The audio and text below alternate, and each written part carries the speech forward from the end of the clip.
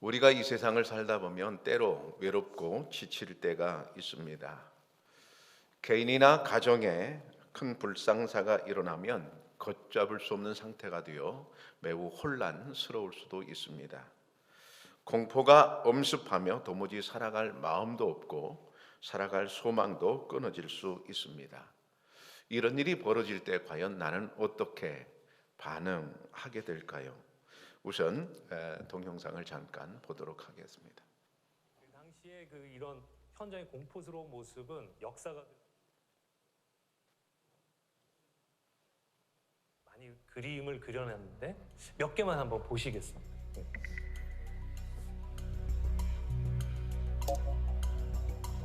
지금 보면 저 높은 곳에 네로가 앉아 있죠? 매달아놨네. 네, 매달아 놓고 불을 태우고 있어요. 화형이네, 화형. 네, 화형인데 밤에 했대.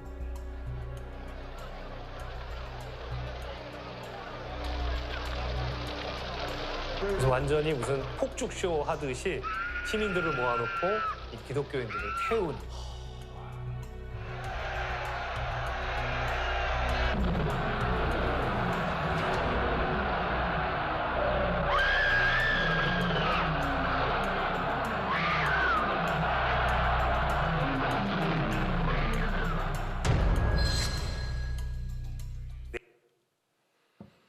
네, 이 영화들은 사실을 그대로 묘사한 것인 걸 우리가 알고 있죠.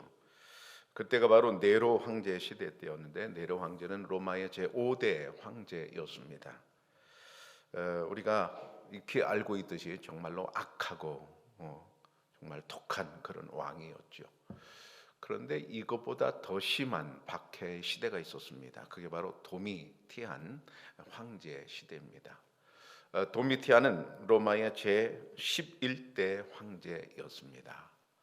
네로 황제하고는 비교할 수 없을 정도로 참혹한 그런 박해가 있던 시대였습니다. 그때 당시에 로마가 왜 기독교인들을 그렇게 많이 박해하고 죽였을까? 결론적으로 말씀드리면 종교적인 이유가 아니었습니다. 단순히 정치적인 것이었습니다. 로마의 황제들이 이제 정치를 하고 다스리고 죽잖아요. 그러면 죽은 황제를 신격화했습니다. 신으로 만들었습니다. 그래서 로마 시민들은 그 신들 앞에 절을 하고 신으로 섬겼습니다. 그런데 살아 있으면서 자기를 신으로 만든 유일한 황제가 있습니다. 그 황제가 바로 도미티안입니다. 다른 사람들은 죽어서 신이 되었습니다. 신처럼 되었습니다. 그런데 이 사람은 자기가 살아있을 때 자기를 신이라고 했습니다. 어떻게 부르게 했는가 하면 도미니우스 앳 데우스 이렇게 부르게 했습니다. 데우스는 하나님이라는 뜻이에요. 도미티안은 신이다 하는 이런 뜻입니다. 이것을 다른 말로 표현하면 도미티안을 그들이 부를 때 우리 주, 우리 하나님 이렇게 불렀단 말입니다. 황제를 우상화해서 섬기던 그 사람들은 살아있는 도미티안을 황제로 섬기는 일을 별로 거부하지 않았습니다. 익숙한 일이었기 때문입니다. 그냥 신전을 찾아가 절하는 것이 아니었습니다. 신전을 찾아가 향을 피우고 그 앞에 조아렸습니다. 살아있는 신이 된 것이지요. 로마의 충성스러운 시민들은 모두 다 그 신전에 가서 다 절을 하고 향을 피우게 되었습니다. 그런데 이것을 거부하는 사람들이 있었습니다. 누굴까요? 그리스도인들입니다. 그리스도인들은 오직 하나님만을 왕으로 섬기고 하나님만을 우리 주라고 표현하는데 살아있는 황제를 우리 주라고 받아들일 수 없었던 것입니다. 그래서 거부하게 되었죠. 그런 일로 인해서 그리스도인들이 박해를 받고 이제 숨을 거두게 되었습니다. 이런 박해의 여파로 사도 요한은 반모섬이라는 곳으로 유배가 되었고 그 배경에서 쓰여진 책이 바로 오늘 요한계시록입니다. 이런 고난 중에 있을 때 과연 믿음이 무슨 소용이 있을까 하는 의문이 생길 수 있습니다. 믿음이 아무런 도움이 되지 못하고 오히려 믿음 가진 것이 화가 될 수도 있는 상황입니다. 그런데 바로 그런 고난 중에 있을 때 찬양하는 이들도 있었습니다. 반모섬에 유배하고 있던 사도 요한과 같은 사람들인데요. 당시 사도 요한은 에베소 교회 지도자였습니다. 요즘으로 말하면 담임 목사였습니다. 그런데 그렇게 목회를 하다가 결국 도미티안 박해시에 반모섬으로 끌려가게 됩니다. 당시 반모섬은 로마의 죄수들이 이제 갇히는 곳이었는데 그곳에서 채석장에서 강제 노동을 하게 됩니다. 아마도 이 사도 요한도 그곳에서 강제 노동을 하고 있었을 것입니다. 그런데 그런 험한 환경 속에서도 사도 요한은 하나님을 찬양하자고 편지를 쓰고 있습니다. 여러분, 놀라운 일 아닙니까? 지금 죽어가는 상황에서, 사자의 밥이 되는 그런 상황에서, 산채로 화형을 당하는 그런 상황에서 사도 요한은 하나님을 찬양하자고 말합니다. 구원과 영광과 능력이 하나님께 있도다 그러면서 찬양하자고 말합니다. 여러분, 이게 말이 됩니까?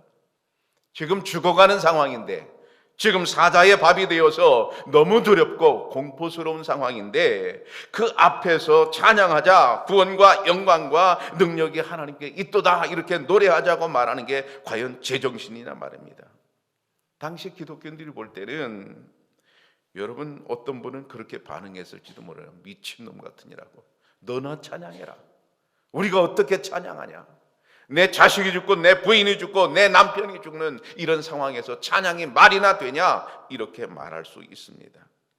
평상시 우리는 예배 시간의 순서에 따라 찬양하고 있습니다. 개인이나 가정에 별일 없어서 우리는 감사한 마음으로 찬양할 수 있습니다. 그러나 본문의 배경은 완전히 다릅니다. 믿음 때문에 순교당하는 상황입니다. 부모의 눈앞에서 자녀가 동물의 가죽에 씌워져서 사자의 밥이 되는 것을 눈앞에 보고 있습니다. 자기 자식이 사자에게 물려 죽는 것을 보고 있는데 어찌 찬양할 수 있겠습니까? 그 찬양의 내용도 그렇습니다. 구원과 영광과 능력이 하나님께 있도다. 언뜻 보면 우스운 소리입니다. 구원? 지금 이 상황에서 우리를 구원해 줘. 죽고 있는 이 상황에서 우리를 좀 살려줘. 이렇게 말할 수 있습니다. 그런데 노래하자고 말합니다. 구원이 하나님께 있다고 노래하자고 말합니다. 그럼 이게 무슨 말일까요? 여기 구원이라는 말은 소테리아라는 말인데요. 정확한 뜻은 이렇습니다. 하나님께서 당신의 구속 계획을 하나도 차질 없이 이루어 나가고 있다는 것을 믿음으로 고백하는 말이 바로 소테리아입니다. 단순히 나를 구원한다는 그런 뜻이 아닙니다. 하나님께서 구원의 계획을 갖고 계신데 그 구원의 계획 속에 지금 이 일도 포함되어 있다고 그렇게 믿는 것이죠. 놀라운 일입니다. 지금 죽어가는 이 박해의 사건들도 다 하나님의 계획 속에 있다라고 고백하는 그런 내용입니다. 하나님의 구원 스케줄이 있는데 그 구원 스케줄이 하나도 빠짐없이 차질 없이 지금 진행되고 있는데 그 중에 우리가 들어있다 이렇게 이제 고백하는 겁니다. 한 달 전쯤에 제가 아는 어떤 목사님 아들이 축농증을 수술을 받았습니다. 이 축농증이 매우 괴로웠던가 봐요. 그 냄새도 나거리와 밤에 잘 때 호흡도 잘 안 되고 굉장히 괴롭고 인간관계도 어렵고 뭐 아주 굉장히 힘들었던 모양이에요. 그래서 이제 방학을 기해서 이제 수술을 하게 되었습니다. 근데 수술하고 나서 아빠한테, 아버지 목사님한테 그렇게 얘기했대요. 아빠, 이렇게 아픈 줄 알았으면 나 수술 안 했어. 이 코를 완전히 벌리고 뭐 이렇게 뭐 하고 기계를 집어넣고 수술하는데 그 수술하는 과정이 그렇게 아프다는 거예요. 그러면서 이렇게 아플 줄 알았으면 나 수술 안 했어 그러더라는 거예요. 그러면 한번 물어봅시다. 수술을 해야 돼요? 안 해야 돼요? 수술을 해야 돼요? 안 해야 돼요? 대답 좀 해봐요. 수술을 해야 돼요? 안 해야 돼요? 아픈데 왜 해요? 아무리 아파도 수술은 할 수밖에 없는 거예요. 그래야 그 다음에 편안하게 살 수 있거든요. 축농증 수술하면 아프다는 것을 알면서도 수술할 수밖에 없는 것은 그게 치료 과정 중에 하나이기 때문에 그렇습니다. 놀라운 사실이죠. 아픈 순간도 치료 과정 중에 하나일 뿐입니다. 여러분, 우리는 요셉을 잘 알고 있습니다. 요셉의 모든 가정을 다 살리기 위해서 하나님께서 그 대기근 속에서 먼저 애굽으로 보낸 사람입니다. 그런데 그냥 보내면 얼마나 좋아요. 하나님은 그냥 보내시지 않고 노예로 팔려서 가게 하셨습니다. 아주 드라마틱하죠. 이게 노예로 팔려가는 그의 일생을 보면 정말로 그 당시는 죽을 맛 아니겠습니까? 죽고 싶은 그런 순간 아니겠습니까? 그런데 그가 노예로 팔려가는 그 순간에 놀라운 사실은 그 아픈 순간도 하나님의 구원 스케줄 속에 하나였다는 사실입니다.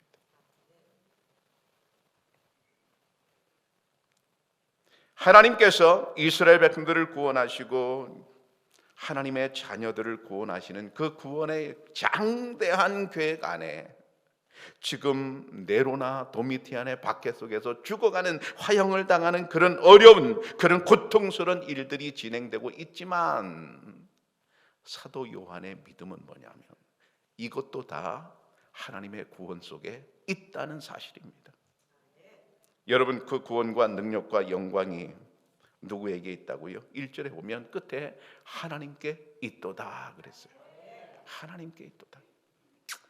이런 속성들이 철저히 하나님의 소유임을 나타내고 있는데 하나님의 소유이기 때문에 구원과 영광과 능력이 하나님께 있기 때문에 그 누구라 할지라도 이런 하나님의 능력, 하나님의 구원을 막거나 가로챌 수는 없는 사실입니다. 그런데 겉으로 보면 그렇지 않죠. 언뜻 보면 도미티안 황제가 굉장히 힘이 막강합니다. 그 황제의 힘이 막강하니까 그 황제에게 잘 보이면 구원받을 것 같습니다. 그 황제가 마음만 돌리면 구원받을 것 같이 보입니다. 그러나 아닙니다. 이 구원이 결국은 하나님께 있다는 사실을 믿고 그들은 하나님을 이제 믿고 고백하는 찬양을 하고 있습니다. 여러분, 우리도 그렇습니다. 언뜻 보면 세상의 돈과 세상의 권력이 우리를 구원해 줄 것 같습니다. 그게 훨씬 힘이 커 보입니다. 그래서 비교하면 그 권력과 그 돈 앞에 교회는 시시하게 보입니다. 그래서 교회를 무시합니다. 그러면 진짜 그렇게 무시당해도 되는 것인가? 아닌 것입니다. 결국 구원과 영광과 능력은 종국에는 하나님께 있는 줄로 믿습니다. 당시 교회는 아까 본 대로 살아있는 황제가 우리 주, 우리 하나님으로 칭송받는 그런 막강한 권력 속에 살고 있었습니다. 그러나 그것은 겉으로 보이는 권력이고요. 그 현실 이면에는 하나님이 다스리는 하나님의 구원의 계획이 흘러가고 있는 줄로 믿습니다.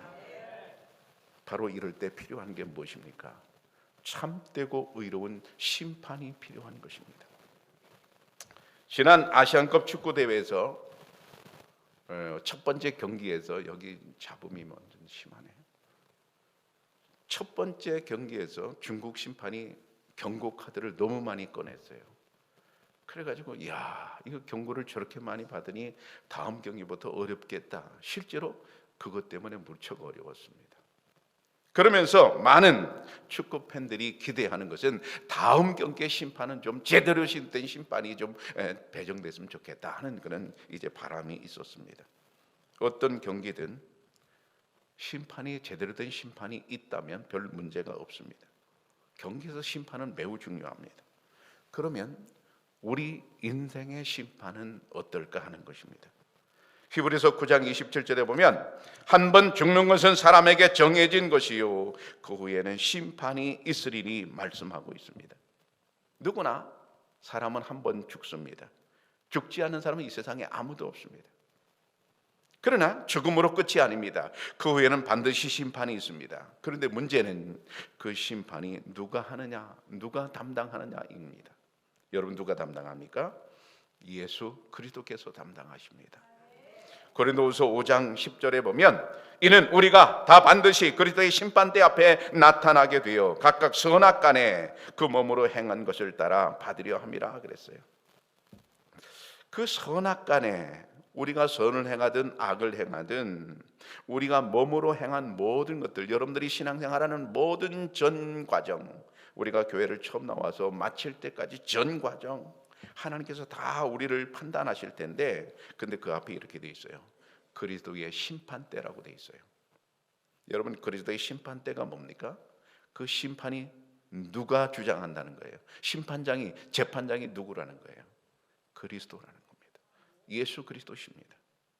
또 디모데후서 4장에 보면 하나님 앞과 살아있는 자와 죽은 자를 심판하실 그리스도 예수 앞에서, 그리스도 예수께서 심판하시는데 살아있는 자와 죽은 자 모든 인류를 다 포함하는 겁니다.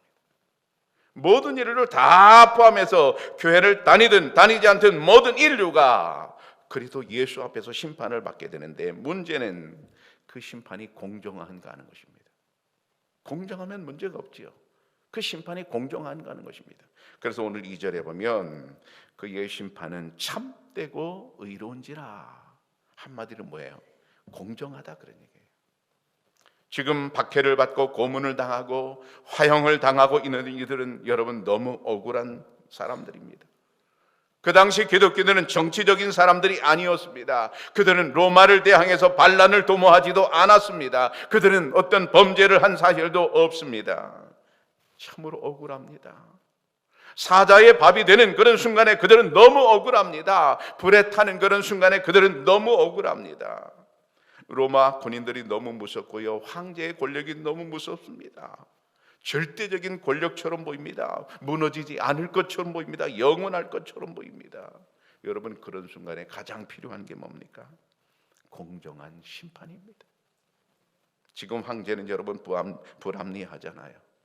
황제는 자기를 신으로 만들고 자기 앞에 절하지 않는 사람은 모두 죽이는 그런 불합리를 자행하고 있잖아요. 근데 막을 방법이 없습니다. 너무 권력이 세고 때문이죠.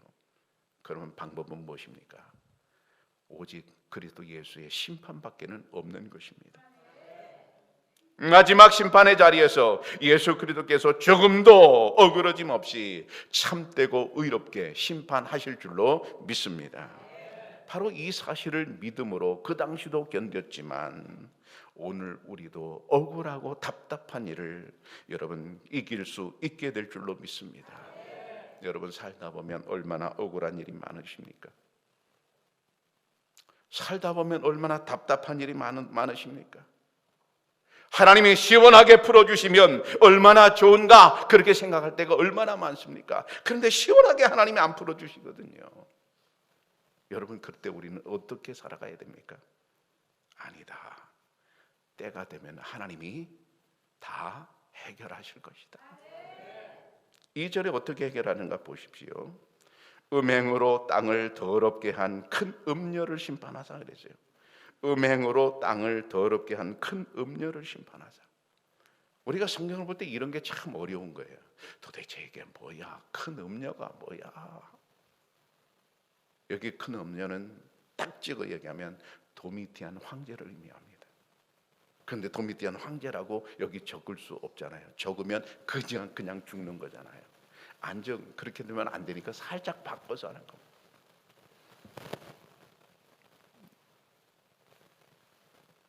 여기 모니터 꺼요.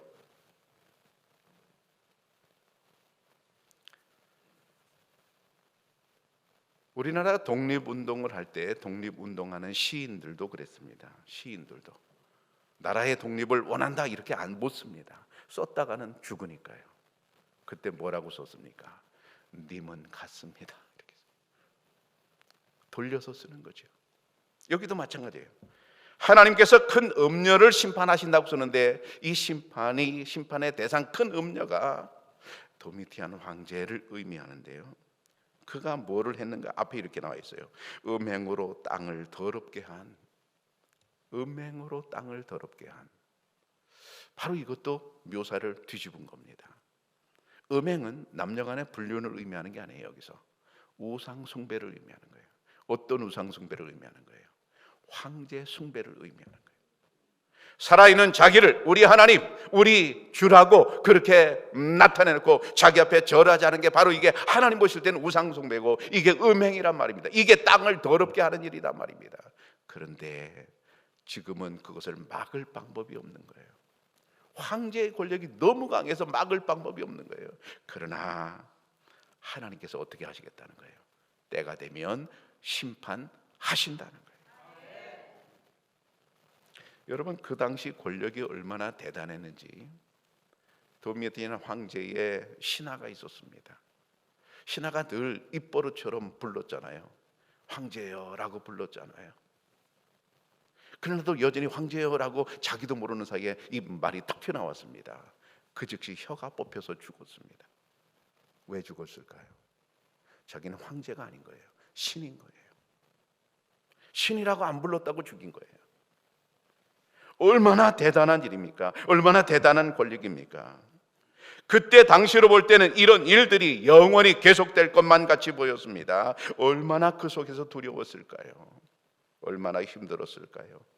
이 죽음과 같은 고통이 계속되는데 언제 끝날지 모르는 것, 바로 그게 고통이 아닐까요? 그래서 하나님께서는 그 당시 그리스도인들에게 이런 말씀을 주셨어요. 나는 알파와 오메가라. 여기 오메가가 무슨 뜻일까요? 영원히 계속되지 않는다. 반드시 내가 끝내겠다는 거예요.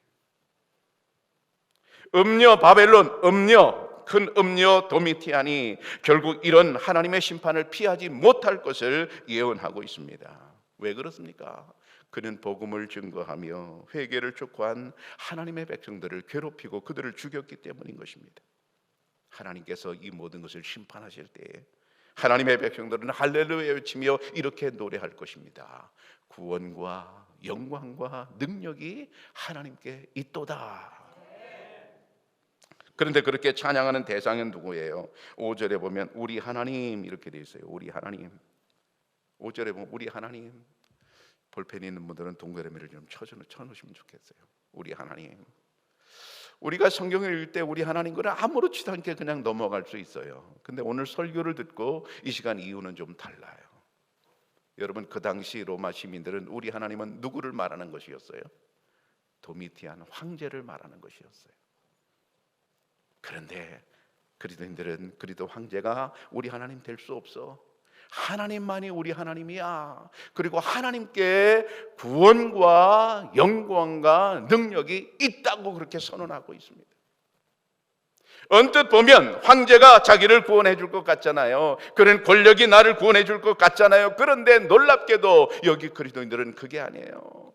영광과 구원과 능력이 누구에게 있다고요? 오직 우리 하나님께 있다고 고백하는 겁니다. 여러분, 이 고백이 알맞고 아름다운 고백인 줄로 믿습니다. 근데 이렇게 찬양하는 찬양의 주체가 누구인가요? 5절에 보면 하나님을 경외하는 자들이라고 되어 있어요. 하나님을 경외하는 자들. 이 단어가 참 멋있는 단어인데요. 원어로 보면 포부 메노이라는 말입니다. 포부 메노이. 이 얘기는 이런 얘기입니다. 현재 하나님을 경외하는 자들입니다. 여기서 현재라는 게 강조되고 있어요. 현재 하나님을 경외하는 사람들. 당시에 이런 박해 속에서 두 가지 그리스도인들이 있었습니다. 한 가지는 한 부류는 황제를 두려워하는 사람들입니다. 직접 자기들의 눈앞에서 그렇게 태워 죽이고 사자의 밥이 되는 것을 다 보여줍니다. 원형 경기장에서 했거든요. 모든 사람이 다 입장할 수 있습니다. 거기서 다 보는 겁니다. 거기 그리스도인들이 껴 있습니다. 아, 나도 다음에 잡히면 저렇게 죽겠구나. 이것을 가르치는 겁니다. 얼마나 두려워. 죽음이 얼마나 두려워. 그래서 죽음이 두렵기 때문에 하나님을 안 믿는다고 말하는 배교자들입니다. 오늘 우리로 말하면 나 교회 안 가. 죽기 싫으니까 나 교회 안 가. 그런 배교자들이 한 부류가 있었고요. 또 한 부류는 그럼에도 불구하고 하나님을 두려워하는 사람들이 있었습니다. 하나님을 진정으로 믿고 하나님을 진정으로 사랑하기에 결코 배반할 수 없는 그런 믿음을, 신실한 믿음을 가진 사람들이 있었습니다. 바로 그 사람들을 포부 매니아라고 합니다. 여기 포부 메노이는 전에는 황제를 두려워했던 사람들입니다. 그러나 이제 진리를 깨닫고 다시 나서 개종하여서 예수 그리스도를 구주로 믿고 사는 사람들입니다. 알고 보면 우리가 다 포부 메노이입니다. 우리는 전에 예수님을 몰랐습니다. 그 세상을 무서워했고 세상을 섬기고 살았던 사람들입니다. 그런데 이제는 아닙니다.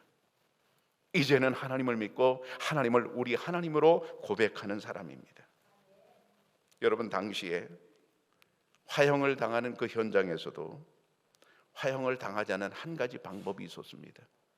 그 자리에서 한 말만 하면 됩니다. 한마디만. 나 예수 그리스도 몰라. 지금 우리식으로 표현하면 나 오늘부터 교회 안 다녀. 그 말 한마디만 딱 하면 그 사람은 화형을 면할 수 있었습니다. 죽음에서 살아날 수 있었습니다. 그런데 경외하는 사람들은 누군가 하면 내가 그런 말을 해야 되는데, 내가 예수 모른다고 나 교회 안 다닌다고 그런 말을 해야 되는데 그런 말을 할 수가 없는, 차마 할 수가 없는 사람들입니다. 왜냐하면 하나님이 정말로 나를 사랑하는데 내가 어떻게 하나님을 모른다고 해. 하나님께서 정말로 나를 사랑하셔서 나를 구원해 주셨는데 내가 어떻게 하나님을 모른다고 해. 나는 그럴 수가 없어. 그러면서 끝까지 하나님을 모른다고, 하나님을 안 믿겠다고 말할 수 없는 사람들입니다. 그 사람들이 포부 매노입니다. 하나님을 부인할 수 없는 것입니다. 왜 하나님을 부인할 수 없을까요? 하나님을 경외하기 때문입니다. 여러분, 현재 누구를 두려워하고 계십니까? 세상을 두려워하고 계십니까? 아니면 하나님을 두려워하고 계십니까? 황제의 고문이 두려워 떠는 사람들은 하나님을 찬양할 수 없을 것입니다. 반면 진정으로 하나님을 두려워하는 사람들은 죽음 앞에서도 구원과 영광과 능력이 하나님께 있도다라고 찬양할 수 있을 것입니다. 여러분, 지금 여러분에게 벌어진 일들 때문에 두려우십니까? 우리는 두려울 수 있습니다. 만약 우리가 두려워하면서 평생 그렇게 살아간다면 그 결과는 어떻게 될까요? 우리는 질질 끌려다니면서 평생을 살 것입니다. 평생 눈치 보며 살게 될 것입니다. 죽고 싶지 않아 우리는 벌벌 떨면서 살게 될 것입니다. 우리는 세상 권력 앞에, 돈 앞에 그렇게 질질 끌려다니면서 살게 될 것입니다. 그러면 결과가 어떻게 될까요? 아름다운 결말은 아닐 것입니다. 여기 모시는 한 사람을 소개하고자 합니다. 폴리갑이라는 사람입니다. 폴리갑은 사도 요한의 제자이고 서머나 교회 감독입니다. 그 당시 직책이 목사라는 직책이 아니고 감독인데 지금으로 말하면 목사입니다. 서머나 교회의 목사, 담임 목사였습니다. 그리고 사도 요한의 제자였습니다. 사도 요한은 예수님의 제자지요. 사도 요한의 제자가 폴리갑입니다. 초대교회 시대 역사죠. 이 사람도 역시 그리스도를 믿는 사람이라 붙잡혀서 화형을 당하게 되었습니다. 화형장 앞에 섰습니다. 재판하는 총독이 마지막으로 요구를 했습니다. 당신이 그리스도를 부인하면 살려주겠다고 요구를 했습니다. 그랬더니 이분이 이렇게 대답합니다. 나는 86년 동안 그분의 종이었소.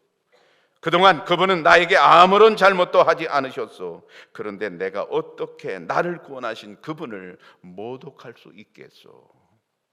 모독할 수 없다고, 부인할 수 없다고 대답했습니다. 여러분, 부인할 수 없으면, 부인하지 않으면 어떻게 됩니까? 지금 화형을 당하는 것입니다. 그래서 총독이 마지막으로 또 그랬습니다. 그러면 지금 내가 너를 불태워 죽일 것이다. 그때 폴리갑은 이렇게 대답했습니다. 당신은 오직 잠깐 태우고 잠시 후에 소멸되는 불로 나를 위협하고 있습니다. 그런데 당신은 악한 죄인들을 위해 예비된 다가오는 심판과 영원한 형벌의 불을 당신은 모르고 있습니다. 당신이 원하는 것을 하시오. 그리고 화형장으로 들어가게 됩니다. 그리고 죽습니다. 폴리갑은 그때에 모든 사람이 볼 때 용기와 기쁨이 넘쳤고 은혜가 넘쳤다고 했습니다. 얼마나 멋지고 아름다운 인생이었습니까? 여러분, 신앙이 아름답게 빛나기를 축복합니다. 사랑하는 청약교회 성도 여러분, 고난 중에도 하나님을 경외하고 하나님을 찬양하기를 바랍니다. 영원하신 하나님을 바라보시기를 바랍니다. 보이는 것은 소망이 될 수 없습니다. 보이지 않는 영원한 소망을 바라보시기를 바랍니다. 모든 것이 합력하여 선을 이룰 것입니다. 참되고 의로운 예수님의 심판이 아직 남아 있습니다.